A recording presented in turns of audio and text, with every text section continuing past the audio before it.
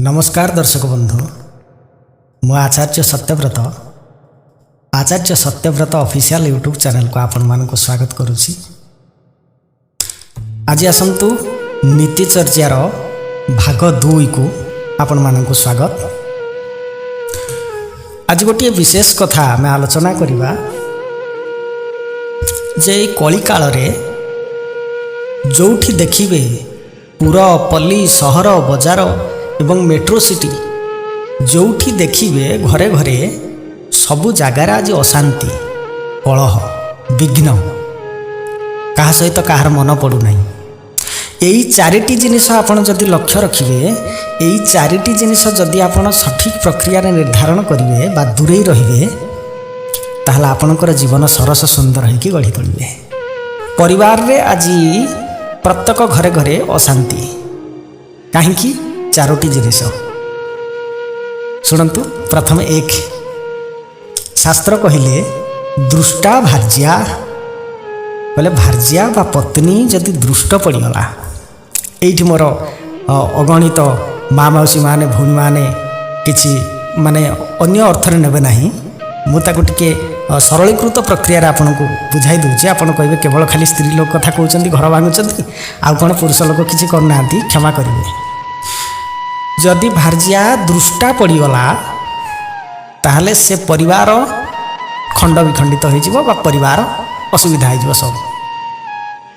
आपण कहे कौन पुरुषर किसी निर्धारण नहीं अच्छी केमिति ना विवाह करने बेले जदि झील को विवाह दौरान से विषय पर एपिसोड आम आलोचना करवा पुरुषर प्रक्रिया जितेबाला आसो किंतु जितेबाला आप झील विवाह दौरान प्रथमे आजिकाली ट्रेंडिंग जुगर कहूँ कली जुगरे जदि मद्यपान करुच्ची ये गोटे लक्षण आपण मानक टिके कहूँ अन्य अर्थर अच्छी ताहले ताकू केबे झील देवे नहीं। से लक्ष लक्ष टंका रोजगार करू किसी असुविधा नहीं। से बीटेक करिछि से एमटेक करिसंती से सेंट्रल गवर्नमेंट रे चाकरी करिसंती चाकरी किंतु सबु जिनिस मन रखंतु सबु बेले शांति दिए नहीं। केवल पैसा ही गले जे शांति आसी जीवो ताहा नुह।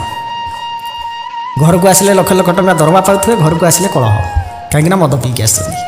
मद्यपान शरीर प्रति क्षतिकारक एवं सबु अशांतिर मूल कारण। तेणु आम टॉपिक की जीवा जे दृष्टा भार्या जदि गोटे परिवार रे बहु आणुचंती नुआ करिकी जदि दृष्ट पड़िला ताला आपनकर घर भांगी जीव अशांति सबु बेले अशांति। तेणु आपण कहे तार कौन प्रतिकार आपण सिना कहीदेले तार प्रतिकार कौन ना जिते बेले जमिति झील देला बेले आजिकल बहुत कटकणा होउची बाप कहूँ मो झील को एठी देबी नहीं सेठी देबी नहीं हजार जगह देखुची चाकरिया बर देखुची सेमिति बहु जिते बेले घर को आणुचंती बहु ताकू भल कि परिखिकी आणतु। एबे कहबे आज्ञा सार आउ आज तो आजिकल मार्केट रे सब लव मैरेज हो गला समस्ते भल पाई नहीं आसुँच तेणु आम कौन करूँ तेणु करके सहीटा प्रति आपन टिके जत्नवान हूँ। जदि दृष्टा भार्या आसला ताहले अशांतिर मूल कारण सबुदिन लगी रहिबो। तेणु बहु आनला बेले परिखिकी आणतु बहुत तनखिकी आणतु एमिति सेमिति आणतु नाही। ये है एक पॉइंट आपण घरे सब बेले अशांति लगी रहिबो। द्वितीय 2 नंबर पॉइंट 2 नंबर कहले जदि गोटे मूर्ख को जदि आपण मित्र बनइबे आपण ये टिके चिंता करंतु जे बहुत गुड़े लोक कहती मु जीवन सारा लोक चिन्हुची यही लोक यही लोक यही मु चिन्हुची भूल कथा आज्ञा। जीवन रे केबे लोक को चिन्हिबा को चेष्टा करंतु नहीं लोक आपे आपे चिन्हा दियंती मन रखंतु ये बहुत इंपोर्टेंट ट्रिक। जदि आपण जीवन में लोक को चिन्हिबे ताले चिन्ही चिन्ही आपण मरीजिबे किंतु लोक को आपण चिन्हि पारिबे नहीं।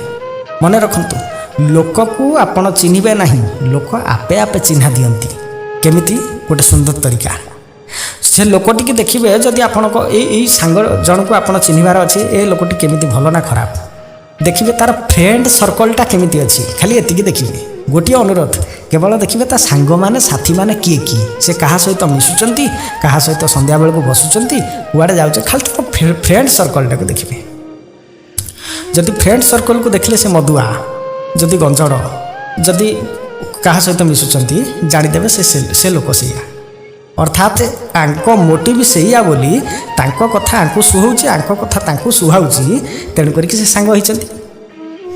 एतिकेला लोक चिन्हबार प्रक्रिया ତେଣୁ ଯଦି ଆପଣ ମୂର୍ଖ ସାଙ୍ଗ ସହିତ ମିଶିଗଲେ, ଆପଣଙ୍କର ସ୍ୱାମୀ ହେଉ ଭାଇ ହେଉ ଯିଏ ବି ହେଉ, ଯଦି ଆପଣଙ୍କର ମୂର୍ଖ ଲୋକଙ୍କ ସହିତ ମିଶୁଛନ୍ତି, ମୂର୍ଖ ମାନେ ମୂର୍ଖ ଅର୍ଥ ଆପଣ ବୁଝନ୍ତୁନି ଯେ ପାଠ ପଢ଼ିବା ନ ପଢ଼ିବା, ମୂର୍ଖତା ତାଙ୍କ ଆଚରଣ ଗୁଣ ଏବଂ କାର୍ଯ୍ୟରୁ ଜଣାପଡ଼ିଥାଏ।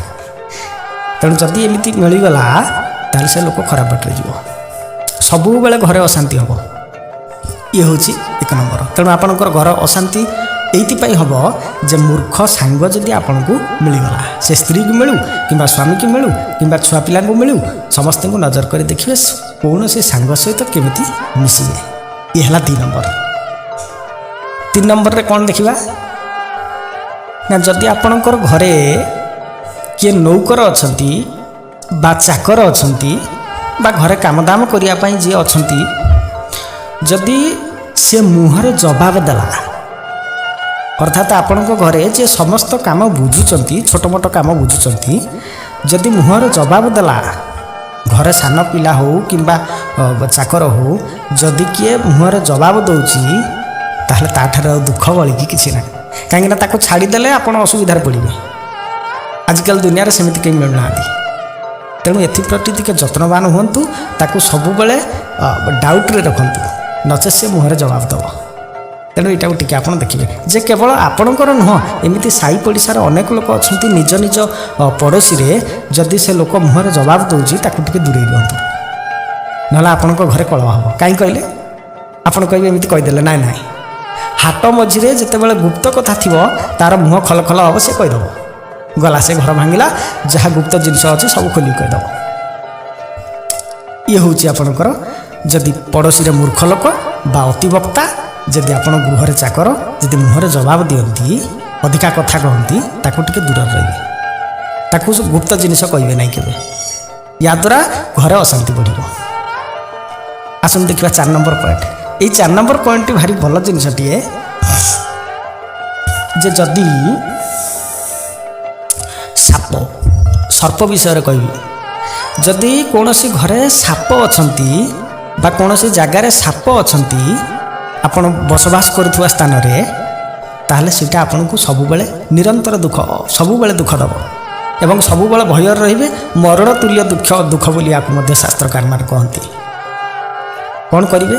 ଆପଣ ଏବେ କହିବେ, ଆଜ୍ଞା କ'ଣ ଏ ସାପ ଆଜିକାଲିର ଯେଉଁ ଭଳିଆ ସିଟି ହେଇଗଲାଣି, ସବୁଆଡ଼େ ଯେମିତି ସ୍ୱଚ୍ଛତାରେ ଭରିଯାଇଛି, ଆଜିକାଲି ଆଉ କ'ଣ ସାପ ମିଳୁଛନ୍ତି ସାପ କଥା କହିଲେ? ନା, ମୁଁ ସେ ସାପ କଥା କହିଲି ନାହିଁ, ମୁଁ ଏଇ କଥା କହିଲି ଯେ ତୁମର ଚତୁଃପାର୍ଶ୍ୱରେ ସର୍ପ ପ୍ରକୃତିର ଅନେକ ଗୁଡ଼ିଏ ଲୋକ ଅଛନ୍ତି। ତେଣୁ କରିକି ସର୍ପ ପ୍ରକୃତିର ଅନେକ ଗୁଡ଼ିଏ ଲୋକଙ୍କୁ ଟିକେ ଦୂରେଇକି ରହିବେ, ନହେଲେ ଆପଣଙ୍କର ଘର ଭାଙ୍ଗିଯିବ, ଘର ଅଶାନ୍ତି ସବୁବେଳେ ଲାଗିକି ରହିବ। ଏବେ କହିବେ ସର୍ପ ପ୍ରକୃତିର ଲୋକ କ'ଣ? ମାନେ ଅନାୟାସରେ ବା ବିନା କାରଣରେ ସବୁବେଳେ ଯିଏ ଚୋଟ ମାରିବ, ବିନା କାରଣରେ ଚୋଟ। ସାପକୁ ଦେଖିଲେ ଆପଣ କ'ଣ ପାଇଁ ଡରୁଛନ୍ତି? କାହିଁକି ଯାଉନାହାନ୍ତି ତା ପାଖକୁ ଗଲେ କ'ଣ ହେବ?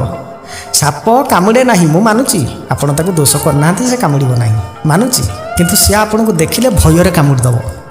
ସିଏ ଆପଣଙ୍କୁ ଦେଖିଲେ ଭୟରେ କାମୁଡ଼େ, କାରଣ ସେ ଭାବେ ଯେ ଇଏ ମୋତେ ମାରିବ। ତେଣୁ କରିକି ଏଇ ପ୍ରକୃତିଟା ଥାଏ। ଆପଣଙ୍କ ଚତୁଃପାର୍ଶ୍ୱରେ ବା ଆପଣଙ୍କର ସର୍କଲରେ ଯଦି ସର୍ପ ପ୍ରକୃତିର ଲୋକ ଅଛନ୍ତି, ବିନା କାରଣରେ ଆପଣଙ୍କ ସହିତ ଲାଗିବେ, ନିଶ୍ଚିତ ଭାବରେ ଅଛନ୍ତି। ବିନା କାରଣରେ ଆପଣଙ୍କ ଘରେ ଆଣି କଳି ପୁରେଇବେ, ଆପଣ କିଛି କହିନଥିବେ, ଓଲଟି ଆପଣଙ୍କୁ କହିକି ଦୁର୍ଦ୍ଦଶାରେ ପକାଇବେ। ସର୍ପ ପ୍ରକୃତିରେ ଯଦି ଏଇଭଳି ଲୋକ ଅଛନ୍ତି, ତେଣୁ ତାକୁ ଟିକେ ଦୂରରେ ଆପଣ ତାଙ୍କ ସହିତ ଅଳ୍ପ କଥାବାର୍ତ୍ତା କରନ୍ତୁ ଏବଂ ନ କଲେ ମଧ୍ୟ ଭଲ।